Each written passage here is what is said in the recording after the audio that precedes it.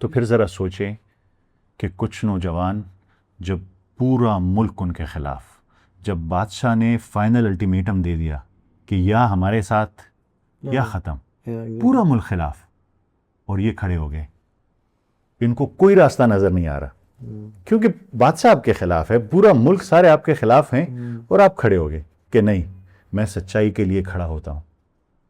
یہ وہ راز ہے جو اصحاب کہف کا ہے، یہ وہ راز ہے جو میرے لیے جس میں سبق ہے۔ آج ذرا دیکھیں نا کون سا غلط کام ہے جو وہ نہیں ہو رہا، بے شک، اور جب آپ کہتے ہیں تو کیا جواب ملتا ہے؟ سب کر رہے ہیں، سب کا تو آپ بھی کریں۔ اسی لیے کر رہے ہیں نا ہم لوگ۔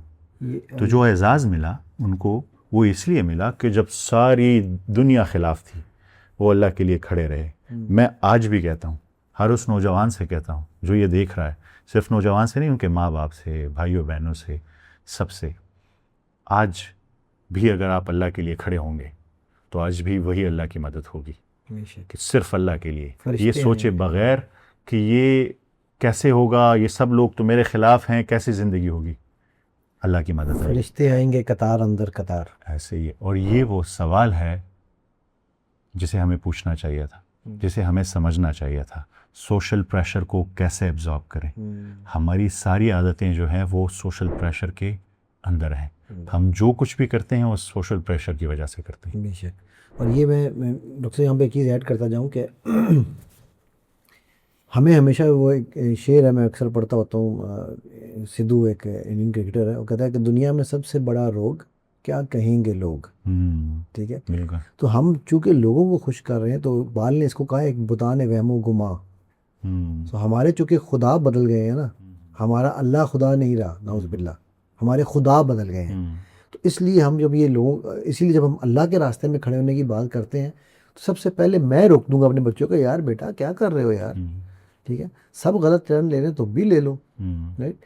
اور جب آپ وہ اپنی طرف بات کی نہیں، تو یہ واقعی اگر اس اینگل سے ہم صرف اس ایک اینگل سے سورہ کہف کو اور اصحاب کہف کو سمجھ لیں نا، صرف اس کا یہ دیکھیں، ہمارے بچوں کے جو آئیڈلز ہیں آج کل، جو سپر ہیروز ہیں، جو اسپائڈر مین ہے، جو سپر مین ہے، جن کے پاس سپر پاورز ہیں، ہمیں تو قرآن کریم نے بڑا صاف بتا دیا تھا کہ اگر آپ پوری دنیا کے خلاف اللہ کے لیے کھڑے ہو جائیں گے تو انہیں دی سپر پاورز کی نہیں دی؟ بے شک یہ سپر پاورز ہے کہ نہیں ہے کہ آپ 309 سال تک پوری دنیا بدل جائے، پوری سویلائزیشنز بدل جائیں، آپ نہیں بدلے، تو دی کہ نہیں دی؟ ہمارے لیے یہ رول ماڈل ہونے چاہیے تھے۔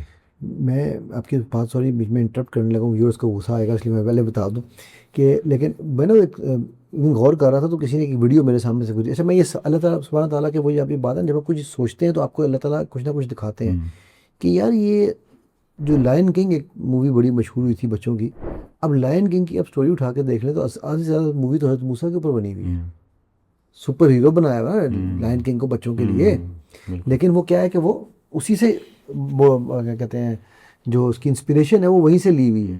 تو اسی طرح بالکل یو آر ایبسلیوٹلی رائٹ۔ تو اچھا اب یہ مجھے بتائیے ڈاکٹر صاحب کہ یہ تو ہم نے ڈٹرمن کیا کہ انہوں نے یہ کیوں کیا، اب سوال یہ ہے یہاں پر کہ ان کا یہ سب کچھ کیسے ہوا؟